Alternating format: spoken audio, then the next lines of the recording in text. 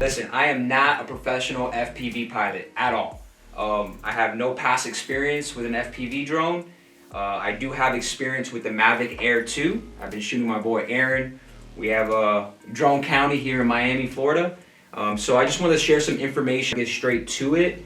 If you really pay attention to this drone itself, I have wrecked it about, I would say, including yesterday, it would be 4 times. First thing I want to tell you is I do not get emotionally attached to this drone. And honestly, like flying a Mavic Air 2 and then jumping right into an FPV drone, the speed, the way that it rolls, the way it turns, the acceleration is pretty intense. So the first thing I want to really tell you guys is just take your time. I am not in manual mode. I've tried to go manual mode once, and honestly, I just panicked. And thank God that this controller here has pretty much like a panic button that will stop it mid-air and go right into normal mode. There's normal mode, there's sport mode, there's manual mode. What I have been doing is practicing in the simulator for manual mode until I can get an actual understanding of how an FPV drone works. My hat off to FPV drone pilots. Like the way that you guys create content, the way that you guys do things is just amazing. I respect a lot of FPV drone pilots out there and what they create, and I see on Instagram and Facebook. It's just overall amazing, and my goal is to eventually get to that at one point, you know. So for me, it's all about practice and staying consistent and trying to learn the product itself. This is already my second set of props. I already ordered another 2 sets of props to come in the mail. So I know that I'm going to run through those and I'm going to make mistakes, but what I'm doing is practicing on an open field, making sure that I can produce some good content, I can get an understanding of the drone because it's completely different from the Mavic Air 2. Here are the goggles that it comes with. There's 4 antennas that connect from the top, you know, on each corner, I guess for better reception and better output or with the channels and so forth. Never get direct sunlight on the lens inside. I know that they offer some lens protection for the inside of the goggles on Amazon. I didn't see it on the DJI store.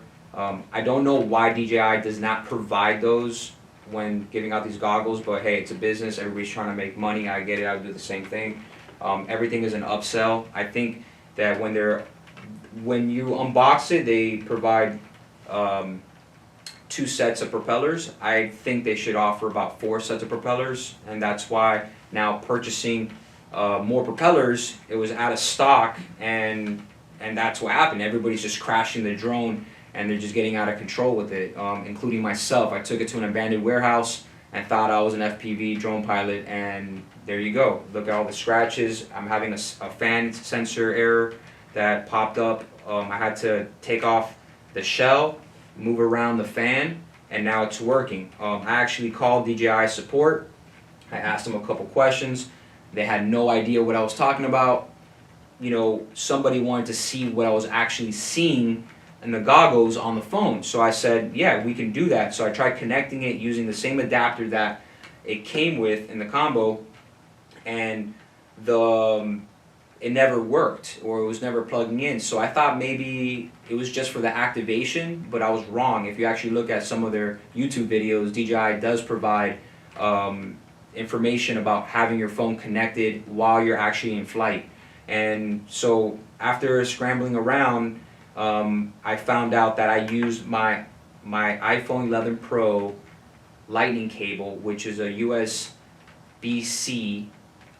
to the iPhone, and connected that straight into the goggles, and now I can actually see the footage on my phone on the DJI Fly App itself. So that's just a little tip that I have for you guys. I would definitely, if you're having issues with the USB-C connector to the USB and to the lightning cable, go ahead and just plug it in directly with the lightning cable that you have for your iPhone into the goggles itself, and then you can actually see the footage on the iPhone, and then from there you can actually download footage, because a lot of people like to edit their footage on the DJI Fly app, or maybe take it to another third-party app on their cell phone.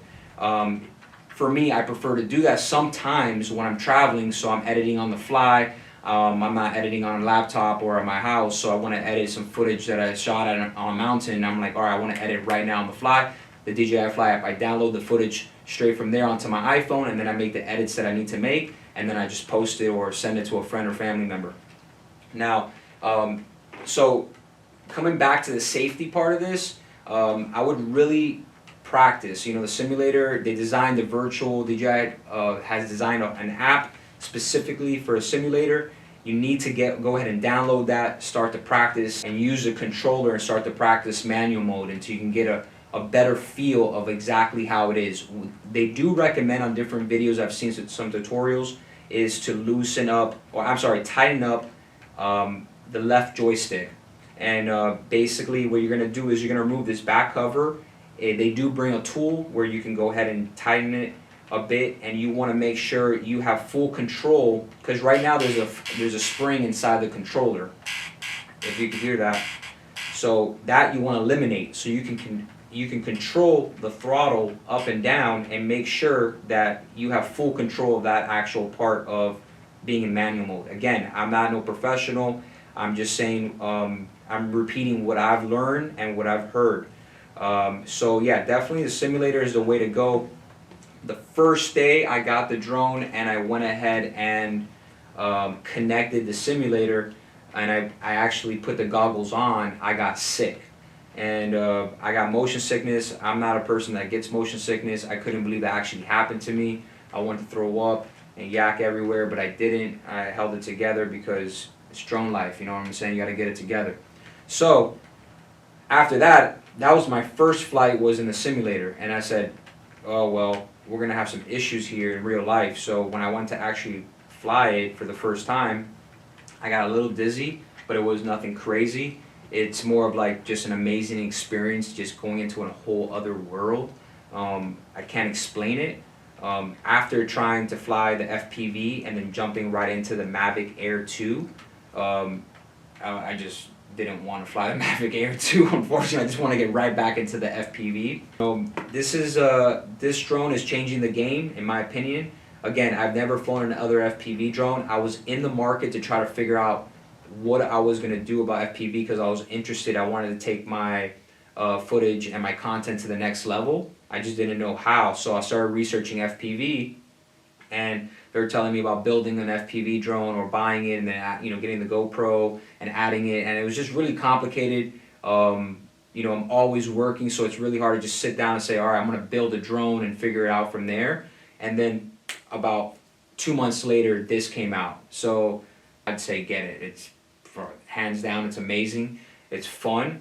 And if I wreck it and I gotta break, and it's gonna break, and I gotta get another one, I'll just get another one. Honestly, like, it is what it is. I took the risk and I got it. I mean, how can you not, man? This thing is sick. If you're a beginner and you're getting into it, just don't expect that you're gonna go from 0 to 100 immediately.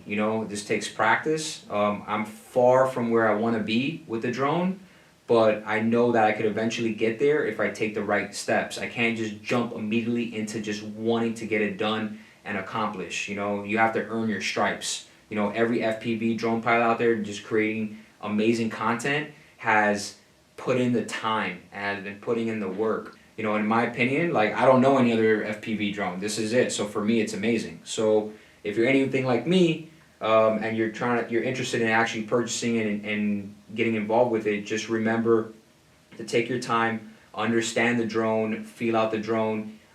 If you've never flown a drone, period, this is really, you're jumping into like a whole other level. I mean, I have some concept of like how to, I can read the goggles and the remotes, and I have some good reflections, but overall, like, if you don't know anything about drones, I would be very careful getting it. Just don't think that you're going to get right into it. The good thing is that it does offer a normal mode where you can just fly at a decent speed and you can get the hang of it. But if you're getting this drone, you want to go from normal to sport and eventually manual, which is totally boss move.